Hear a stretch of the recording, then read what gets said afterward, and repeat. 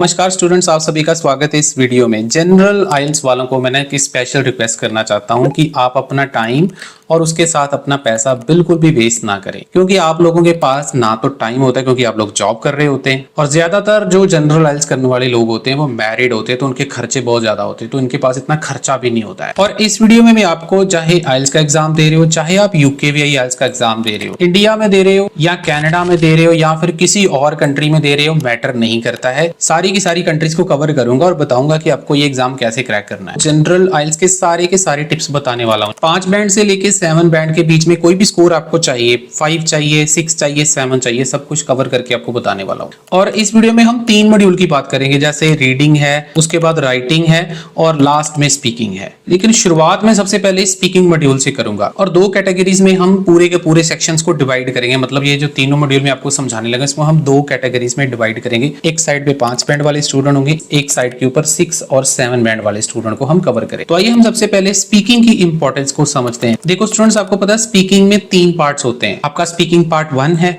उसके बाद speaking part 2 जिसको हम क्यू कार्ड बोलते हैं, और उसके बाद स्पीकिंग पार्ट 3 है जिसमें डिस्कशन होती है क्यू कार्ड के बाद। अब अगर मैं 5 बैंड वाले स्टूडेंट की बात करूं तो ध्यान से समझिए कि उनके लिए क्या चीज इंपॉर्टेंट है।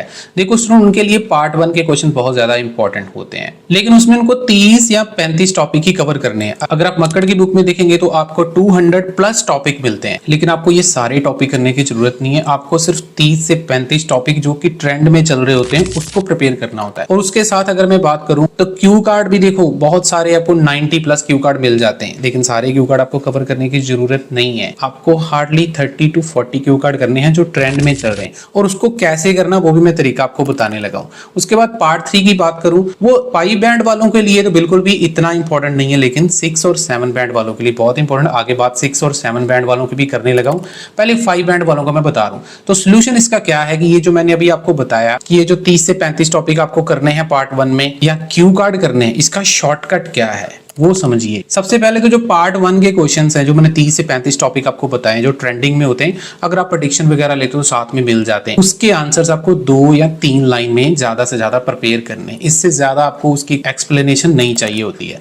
अगर मैं क्यू कार्ड की बात करूं तो सबसे पहले आपको क्यू कार्ड को डिवाइड करना पड़ेगा। क्यू कार्ड को डिवाइड कैसे करते हैं, देखो इतने सारे टॉपिक्स तो हम नहीं पढ़ सकते, लेकिन आपको जैसे कुछ कॉमन चीजें होती हैं, जैसे मैं बात करूं क्यू कार्ड ज्यादातर प्लेस के ऊपर होते हैं या फिर पीपल के ऊपर होते हैं या फिर उनके एक्सपीरियंस के ऊपर होते हैं कि उनका कोई एक्सपीरियंस रहा हो पास्ट में। इनको डिवाइड करके आपको 40 टॉपिक में से शॉर्ट करके इसको 15 से 20 टॉपिक बनाने, और इसमें भी आप 30 से 40% जो सेंटेंसेस हैं वो रेडीमेड यूज कर सकते हैं। मतलब इसका ये है कि नया क्यू कार्ड या नया टॉपिक आ गया तो नए सेंटेंस नहीं बोलने, 30 से 40% सेंटेंस आपने प्रिपेयर करके रखे हैं, रट्टा लगा के रखे हैं, और उसी को ही आपको बोलना है। इसका मैं रीजन बताऊंगा कि ऐसा मैं क्यों बोल रहा हूं। देखो, मैं जो भी इंफॉर्मेशन दे रहा हूं, मेरे को 13 इयर्स हो गए आइल्स पढ़ाते हुए। आईडीपी के साथ हमने बहुत सारे सेशंस को अटेंड किया हुआ है, तो अपने एक्सपीरियंस के बेस के ऊपर मैं आपको ये सारी चीजें बता रहा हूं। अगर आप किसी और इंस्टीट्यूट में जाएंगे तो वो शायद आपको बोलेंगे कि भाई पार्ट 3 भी बहुत ज्यादा इंपॉर्टेंट होता है 5 बैंड के लिए, तो बिल्कुल भी इंपॉर्टेंट नहीं है। उसकी बात मैं थोड़ी देर में करता हूं, लेकिन अभी हम 6 और 7 बैंड वालों की बात कर लेते हैं कि 6 और 7 बैंड लेने के लिए आपको क्या करना पड़ेगा। तो सबसे पहले 30 से 35 टॉपिक जो मैंने पार्ट 1 के बताए थे 5 बैंड वालों को, वही आपको भी प्रिपेयर करने हैं। क्यू कार्ड भी आपको वही 30 to 40 प्रिपेयर करने, लेकिन आपके लिए चेंज हो जाएगा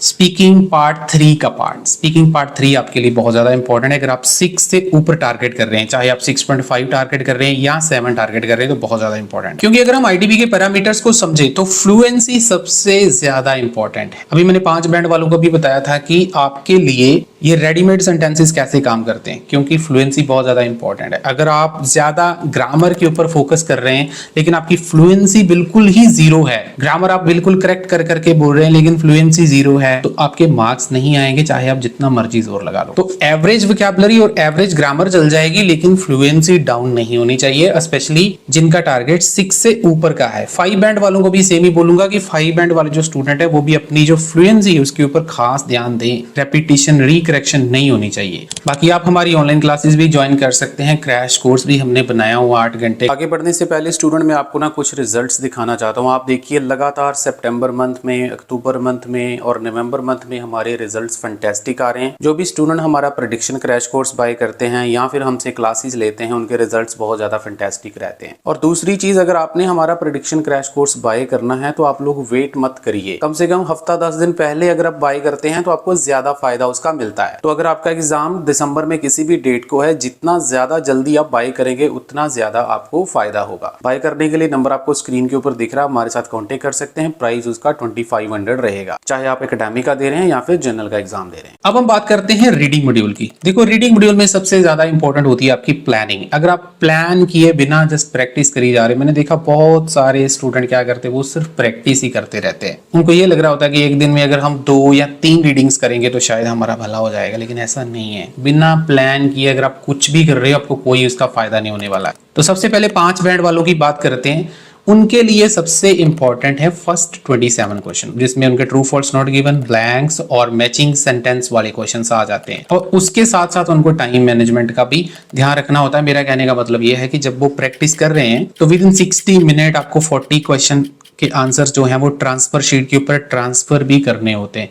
तो इसकी प्रैक्टिस आपको करनी है। लेकिन थर्ड पैसेज की अगर मैं बात करूं, जो लास्ट में आता है बहुत टफ होता है। जिन स्टूडेंट का लेवल ही 4.5-5 बैंड वाला है, उनको इसके ऊपर बिल्कुल भी टाइम वेस्ट नहीं करना है। आपको सारे का सारा टाइम जो है वो पहले 26 या 27 क्वेश्चन के ऊपर लगाना है, ताकि उसमें से आपके अगर 14, 15, 16 ठीक हो जाते हैं तो इसमें अगर आप थोड़ा बहुत गैस वर्क भी यूज करते हैं तो आपका काम हो जाता है। और इसके लिए हमने बहुत सारे शॉर्टकट्स भी बनाए हुए हैं। अगर आप हमारा क्रैश कोर्स बाय करेंगे तो उसमें मिल जाएंगे आपको। बाकी आप क्लासेस का मैंने आपको बता दिया है। तो इसमें आपको कोशिश नहीं करनी है, थर्ड वाले में आपको कोशिश ये करनी है कि जो पहले 27 क्वेश्चन है उसमें से आप कम से कम जो है अच्छा स्कोर, मतलब 18 से 20 स्कोर उसमें से कर पाए, क्योंकि 23 नंबर चाहिए आपको 5 बैंड लेने के लिए। आगे बढ़ने से पहले स्टूडेंट, अगर यहाँ तक मेरी वीडियो से आपको कुछ सीखने को मिल रहा है, आपको अच्छी लग रही है, तो इस वीडियो को लाइक देना, चैनल को सब्सक्राइब करके शेयर कर देना, ताकि दूसरे स्टूडेंट का भी भला हो पाए। अब हम बात करते हैं 6 to 7 बैंड वाले जो हैं उनके लिए क्या इंपॉर्टेंट है। दोबारा से पहले 27 क्वेश्चन तो इंपॉर्टेंट है ही है, जिसमें ट्रू फॉल्स, ब्लैंक्स और मैचिंग हेडिंग वाले क्वेश्चंस आते हैं। लेकिन यहाँ पे आपका टारगेट चेंज हो जाएगा। टारगेट कैसे चेंज हो जाएगा, मतलब आपको कम से कम 23 से लेकर 25 आपको ठीक करने हैं 27 में से। वही अगर 5 बैंड वालों की बात करें, उनको थोड़े से कम ठीक करने हैं, आपको 4-5 स्कोर ज्यादा ठीक करना पड़ेगा। और उसके बाद अगर मैं थर्ड पैसेज की बात करूं, तो जिनका टारगेट अभी 6 या 7 है, 6 के लिए आपको 30 स्कोर चाहिए और 7 के लिए 34 स्कोर चाहिए।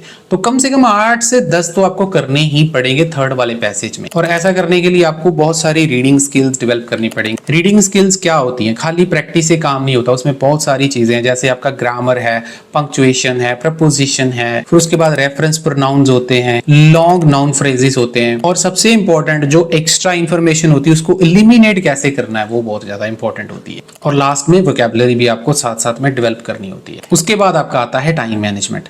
अब ये जो टाइम मैनेजमेंट, इसके भी 2 तरीके हैं। ये नहीं है कि आपको पहले दिन से ही टाइम मैनेजमेंट के ऊपर फोकस करना शुरू कर देना है। सबसे पहले आप लोग अपनी रीडिंग स्किल्स को इंपॉर्टेंस दें। अगर आपकी रीडिंग स्किल्स इंप्रूव हो गई हैं तो उसके बाद आपको टाइम मैनेजमेंट के ऊपर फोकस करना है। स्टार्टिंग में आपको बिल्कुल भी इसके ऊपर ध्यान नहीं देना है, लेकिन एक बार जैसे मैंने जो स्किल्स आपको बताई, अगर आपने वो इंप्रूव कर ली हैं तो उसके बाद आपको क्या करना है कि एग्जाम देने से 1 मंथ पहले प्रॉपर टाइम में आपको सब कुछ करना स्टार्ट कर देना है। मतलब प्रॉपर जो टाइम रेस्ट्रिक्शंस होती हैं रीडिंग को सॉल्व करने की, 1 घंटा मिलता है, 60 मिनट में आपको रीडिंग साथ में सॉल्व करते करते टाइम का ध्यान रखते हुए क्वेश्चंस के आंसर जो है वो ट्रांसफर शीट के ऊपर ट्रांसफर भी करने।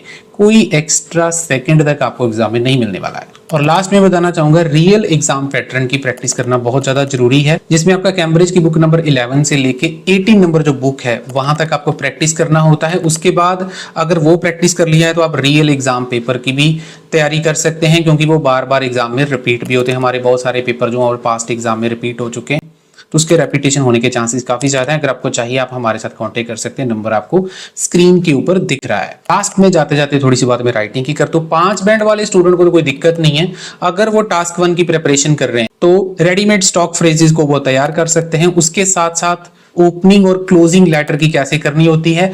और जैसे कि मैंने आपको अभी बताया, रियल एग्जाम पेपर की प्रैक्टिस करिए। हमारी बहुत सारी लेटर पास्ट एग्जाम में रिपीट हो चुकी हैं, आने वाले टाइम में भी होती रहेंगी। उसी प्रकार से अगर मैं टास्क 2 की बात करूं तो कुछ टॉपिक्स को प्रिपेयर करना बहुत ज्यादा जरूरी है, जैसे एजुकेशन है, एम्प्लॉयमेंट है, पेरेंट्स चिल्ड्रन रिलेशनशिप है। इसके ऊपर ज्यादातर टॉपिक्स जो है वो आईएलटीएस जनरल में आते हैं। तो इसके लिए बहुत सारे सेंटेंसेस रेडीमेड होते हैं, आप तैयार कर सकते हैं, जिसको हम टेम्पलेट बोलते हैं। हमारे पास जो टेम्पलेट है उसमें 40 to 50% सेंटेंसेस ऑलरेडी बने होते हैं, आपको फिल इन दी ब्लैंक्स ही करनी होती है। उसके साथ मैं बताना चाहूंगा 3 मेजर कैटेगरीज जो है वो बहुत ज्यादा इंपॉर्टेंट होती हैं जनरल आईएलटीएस में, जैसे कि डिस्कशन ऐसे है, रीजन सोल्यूशन वाला ऐसे है, या इफेक्ट वाला ऐसे है। उसके बाद डायरेक्ट क्वेश्चन है, ये भी इंपॉर्टेंट है। और जो हमारे पास टेम्पलेट है, हम सिर्फ एक टेम्पलेट आपको सिखाते हैं, उसी टेम्पलेट को यूज करके आपको सारे की सारी ऐसे कैटेगरीज को लिखना है। आपको कुछ ज्यादा दिमाग खर्च करने की जरूरत नहीं है। 40 to 50% सेंटेंसेस आपके आराम से